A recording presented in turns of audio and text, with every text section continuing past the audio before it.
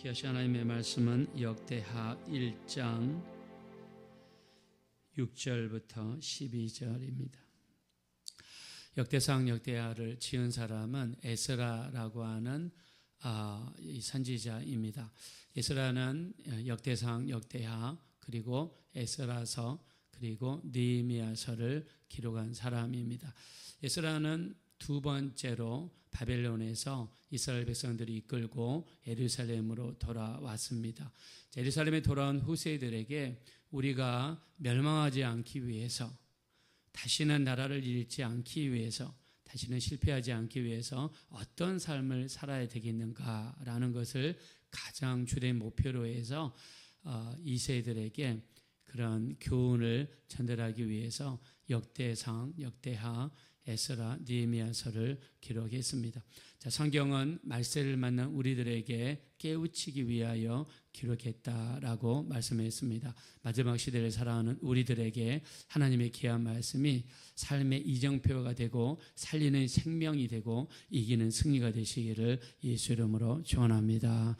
자, 그래서 에스라는 이 역대상, 역대하를 기록했는데, 자, 원래는 역대기서로 한 권이었습니다. 자, 그러나 역대상과 역대하를 나누는 기준이 있습니다. 그 기준이 다윗 왕입니다. 다윗 왕의 삶을까지 기록한 책이 역대상이고요. 역대하에서의 시작은 솔로몬의 시작입니다. 자, 근데 안타깝게도 역대하는 좋은 소식보다는 안 좋은 소식들이 많다는 거죠. 역대상에서는 어떻게 하면 승리하는지, 역대하에서는 어떤 삶을 살면 망하는지를 보여주는 책이 역대하입니다. 자, 역대하에서 가장 많은 부분을 차지하는 게 솔로몬에 대한 기록입니다. 무려 1장부터 9장까지 기록하고 있고요. 자, 솔로몬의 잘못에 의해서 다윗 왕 때 세워놓았던 통일 왕국이 둘로 쪼개지는 무서운 역사가 10장과 12장에 기록이 됐습니다. 13장부터 35장까지는 어떤 왕들은 하나님을 잘 섬겨서 복을 받고 어떤 왕들은 하나님을 잘 섬기지 못해서 심판을 받고, 여기에 대한 높낮이를 기록했고요. 마지막 36장에서는 남쪽 유다가 멸망하는 장면이 나와 있습니다. 남쪽 유다의 마지막 왕은 시드기야 왕입니다. 자기 나라를 세워준 나라가 바벨론이었습니다. 바벨론에 의해서 유다가 다시 세워지고 왕으로 시드기야가 세워졌습니다.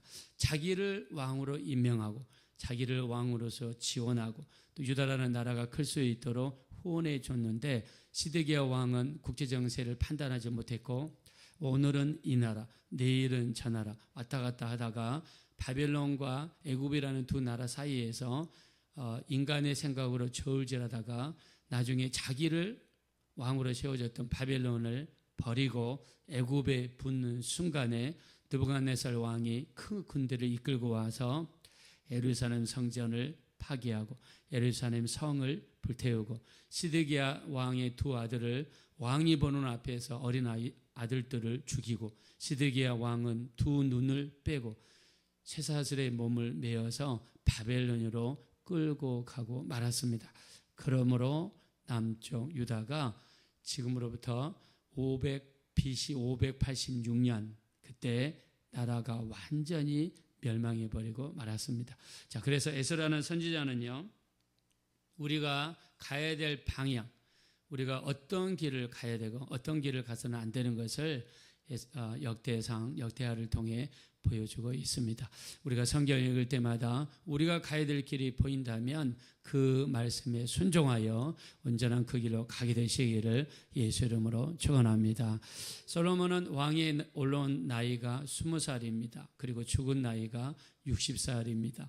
솔로몬은 부귀영화를 추구하고 아내를 700명, 첩을 300명을 두었지만 그 많은 영화를 누려보지도 못하고 60세에 죽어버리고 말았습니다. 자, 이 솔로몬이 왕이 오른 나이가 20살이고요.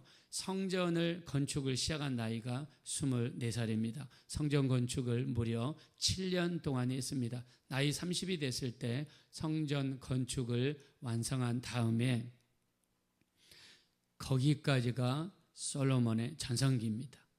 약 10년 정도 솔로몬의 전성기예요. 왕위에 오른 기간이 40년인데 성전을 건축하는 그때까지가 전성기예요. 나머지 왕으로서 30년 동안 살면서 어떤 삶을 살았냐?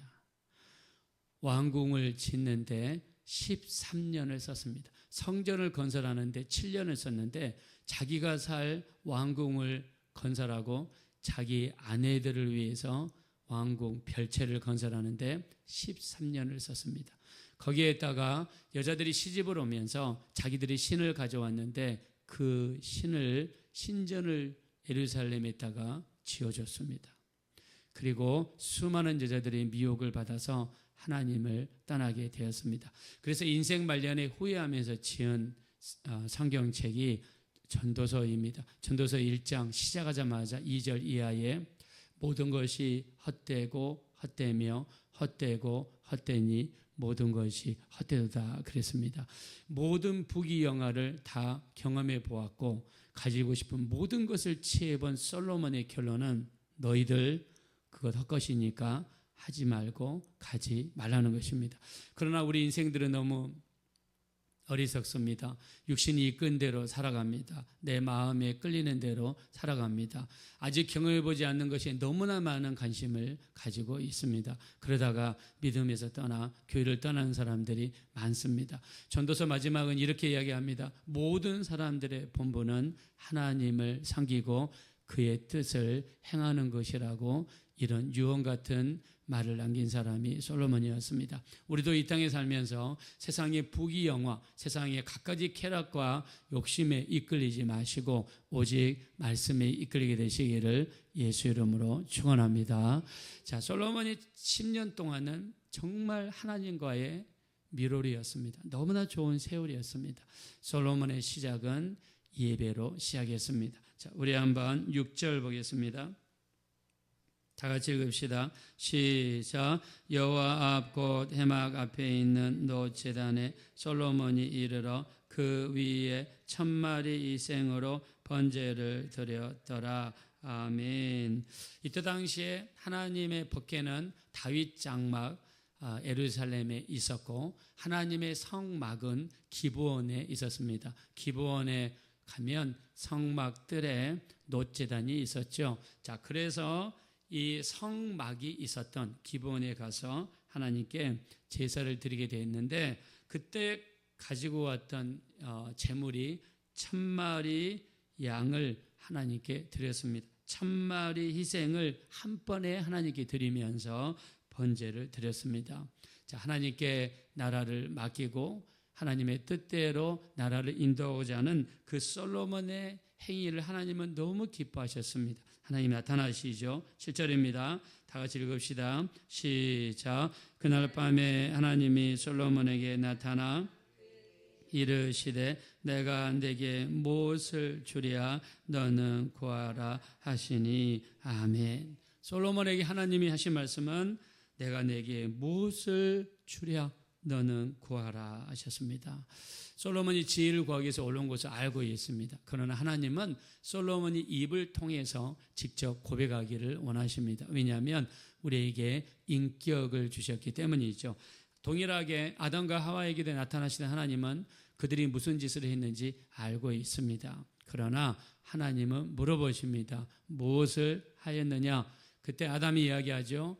하나님이 내게 주신 이 여자가 내게 이 열매를 주었으므로 먹었나이다. 자, 입으로 고백할 때까지 기다리시는 하나님입니다. 그래서 하나님께서는 우리 모든 것을 아시오니 알아서 해 주십시오라고 기도하면 안 됩니다. 구체적으로 여러분이 원하시는 것을 기도해야 될 줄로 믿습니다. 자, 이리 하나님께서 내가 내게 무엇을 줄고 우리가 들을 수 있는 최고의 축복입니다.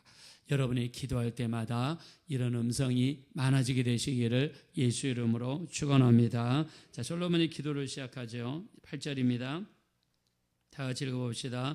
시작. 솔로몬이 하나님께 말하되 주께서 전에 큰 은혜를 내 아버지 다윗에게 베푸시고 내가 그를 대신하여 왕이 되게 하셨사오니 아멘. 자, 솔로몬은 큰 은혜라는 말을 사용했습니다.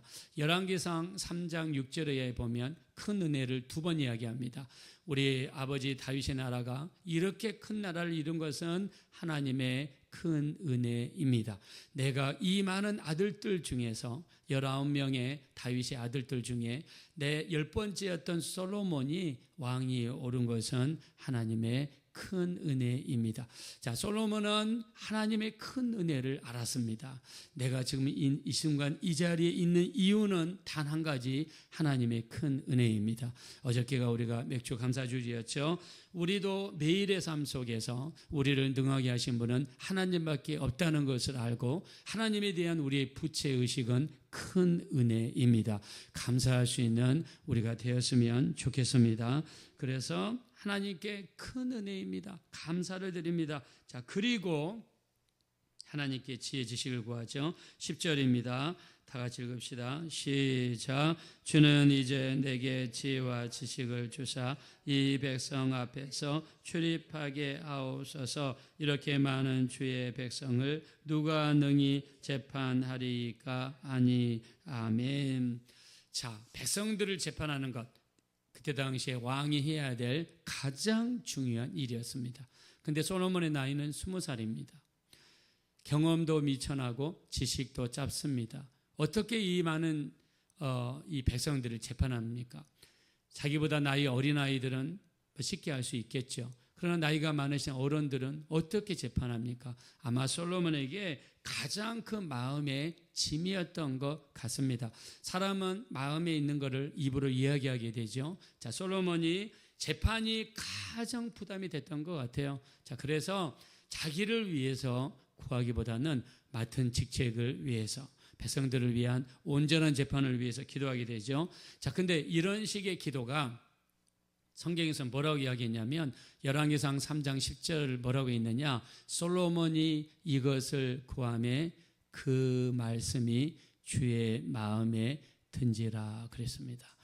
우리 기도가 하나님 마음에 들었다는 거예요. 얼마나 감사합니까? 솔로몬의 기도는 자기 직분을 감당하기 위한 기도였고요, 자기보다 백성들을 위한 기도였습니다. 여기와 동일한 말씀이 마태복음 6장 33절에 나와 있죠. 먼저 그의 나라와 그의 의를 구하라. 그리하면 이 모든 것을 너희에게 더하시리라 말씀했습니다. 많은 사람들은 내가 먼저고 내 가족이 먼저고 내 자식이 먼저입니다. 그러나 주님은 먼저 그의 나라가 먼저고 그의 의가 먼저입니다. 우리가 생각할 때 어느 세월에 그렇게 기도해서 우리 기도 응답을 받겠느냐 생각하지만 그거는 우리 생각입니다. 주님의 뜻은 먼저 그의 나라와 그의 의를 구하는 겁니다. 하나님의 말씀에 맡기는 거죠. 나라와 민족을 위해, 교회를 위해, 주의 종들을 위해, 성도님들을 위해, 또 믿음이 약한 영혼들을 위해 먼저 기도하게 되면 나머지 것들은 주님의 약속을 따라오게 될 줄로 믿습니다. 자, 하나님께서 너무 기뻐하셨어요. 솔로몬이 이것을 구하며 그 말씀이 주의 마음에 든지라. 우리도 기도할 때마다 하나님 기쁘시게 해드리는 기도 드렸으면 좋겠습니다. 자, 그래서 하나님이 축복하십니다. 12절입니다.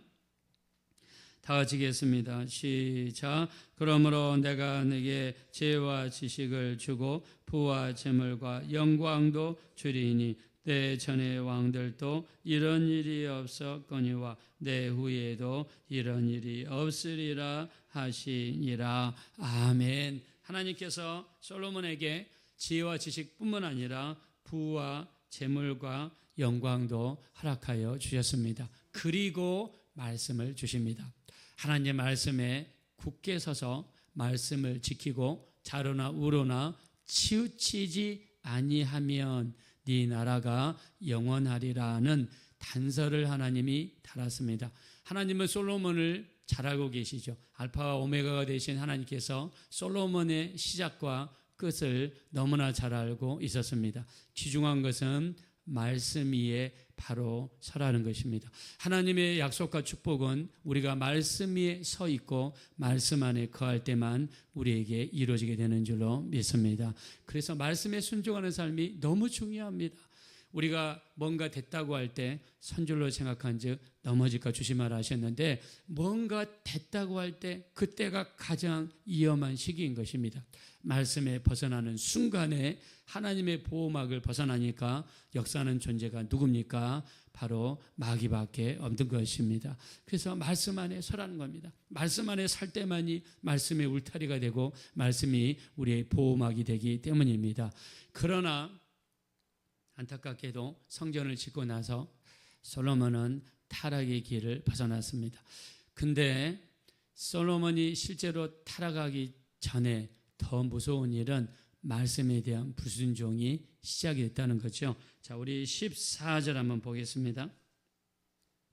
14절 다 같이 읽읍시다. 시작. 솔로몬이 병거와 마병을 모으매 병거가 1,400대요 마병이 12,000명이라 병거성에도 두고 예루살렘 왕에게도 두었으며. 자, 솔로몬이 말을 모으기 시작합니다. 말을 어마어마하게 모읍니다. 16절 보실까요? 시작. 솔로몬의 말들은 애국과 구예에서 사들이었으니 왕의 무역상들이 때로 값을 정하여 산 것이며. 또 17절은 보실까요? 애굽에서 사들인 병거는 한 대에 윤 600세겔이요 말은 150세겔이라. 이와 같이 헷 사람들의 모든 왕들과 아람 왕들을 위하여 그들의 손으로 되팔기도 하였더라. 아멘. 솔로몬이 부귀영화가 많아지니까 가장 먼저 한 일은 말을 사들였습니다. 그것도 말을 사방에서 사들였는데 주로 애굽에서 사들였습니다. 자, 왜 애굽에서 샀을까요? 애굽에는 말이 유명하고 말을 가장 많이 생산하는 나라고 말이 흔했기 때문이었죠. 그래서 거기서 수많은 말들을 사들였습니다. 근데 이게 왜 문제가 되는가? 신명기 17장 14절 이하에 보면 너희가 왕을 구하거든 왕을 이스라엘에게 허락하되 왕이 해서는 안 되는 것을 4가지로 구분을 했습니다. 첫째, 말을 많이 사지 마라. 두 번째, 아내를 많이 두지 마라. 세 번째, 금, 은을 많이 두지 마라. 네 번째, 하나님의 말씀을 옆에 끼고 항상 그 말씀을 읽어라는 4가지 왕이 해야 될 일을 하나님께서 명시하셨습니다. 자, 말을 많이 두지 말라는 것은 말을 많이 둠으로써 하나님을 의지하기보다 말을 의지하는 것을 염려하셨고요. 두 번째, 백성들이 말을 사기 위해서 애굽으로 돌아가서 애굽의 타락한 문물에 의해서 오염되는 것을 하나님이 염려하셨고요. 애굽은 세상을 상징하죠. 하나님께서 애굽에서 출애굽시켰고 다시는 돌아가지 말라. 즉 이 말은 다시는 세상으로 돌아가서는 안 된다는 말씀을 하신 거였죠. 그래서 왕으로서 해서는 안 되는 일 첫 번째가 말을 많이 두어서는 안 되는 것입니다. 그럼에도 불구하고 솔로몬은 그 많은 부귀영화를 이용해서 하나님이 주신 축복을 말씀을 깨부수는데 사용하기 시작했습니다. 이것이 바로 솔로몬의 행동이었습니다. 우리 삶에서 가장 중요한 것은 말씀 안에 거하는 것입니다. 말씀을 지키는 것입니다. 그래서 내 백성이 지식이 없으므로 망한다 그랬습니다. 성경 말씀에 대한 지식이 없으면 내가 하나님께 받은 축복을 말씀을 깨는데 사용할 수 있다는 것입니다. 솔로몬의 타락은 말을 구입하는 데서 시작했습니다. 지극히 작은 실수, 지극히 작은 죄를 방치해두기 시작하면 그게 점점 커져서 나라가 망해버리는 데까지 이룰 수 있다는 것입니다. 오늘 우리가 짓는 미시한 죄 아무렇지 않게 여기면 큰일 납니다. 오늘 짓는 미시한 죄라도 가슴을 치며 통곡하며 회개할 때 더 큰 재앙을 막을 수 있게 될 줄로 믿습니다. 늘 말씀과 내 자신을 비교해보며 말씀에 거하지 않는 삶이 있는지 돌아보셔서 철저하게 회개하고 말씀 위에 설 수 있는 우리 모두가 되어지시기를 예수님의 이름으로 축원드립니다. 이 시간 기도하겠습니다. 우리 하나님 말씀에 온전히 거하게 하셔서 말씀에 대한 지식이 있어서 하나님께 받은 축복을 말씀을 깨는 데 써서는 안 됩니다. 솔로몬은 하나님이 주신 축복을 말을 많이 사는데 사용하고 말씀을 깨뜨리는데 자기도 모르는지 아는지 몰랐겠지만 사용하고 말았습니다. 우리 하나님 말씀을 알게 하시고 말씀에 굳게 서게 하시고 말씀에 순종하게 하시고 말씀에 지키게 하시고 혹시라도 작은 흠집 작은 죄가 발견되면 가슴을 치며 통곡해서 우리 처음부터 온전한 삶을 살아갈 수 있도록 말씀에 순종하는 삶을 살아갈 수 있도록 우리 합심으로 기도하겠습니다. 걸어시고 잡으러 오신 하나님 진심으로 감사합니다. 우리 하나님의 말씀에 바로 서기 원합니다. 말씀 위에 굳게 서서 말씀 위에 온전히 서기 원합니다. 말씀 위에 서기 원합니다. 말씀에 순종하기 원합니다. 말씀에 따르기를 원합니다. 말씀대로 살아가기를 원합니다. 우리 하나님께 받은 축복 말씀을 모르게 되면 나도 모르게 그 말씀을 깨뜨리는데 우리가 스스로 있다는 것을 너무나 많이 알고 있습니다. 우리 하나님 우리를 도와주십시오. 우리를 불쌍히 여겨주십시오. 말씀 위에 거하게 하소서. 말씀 위에 순종하게 하소서. 하나님 말씀을 벗어나지 않게 하소서. 받은 바 하나님의 축복을 말씀을 깨는 데 쓰지 않게 하소서. 우리에게 죄가 발견됐을 때 우리 하나님 우리가 발견된 죄를 소홀히 하지 않게 하시고 가슴을 치며 통곡하면서 작은 죄라도 철저하게 회개할 수 있는 우리가 될 수 있도록 우리 하나님 인도해 주십시오.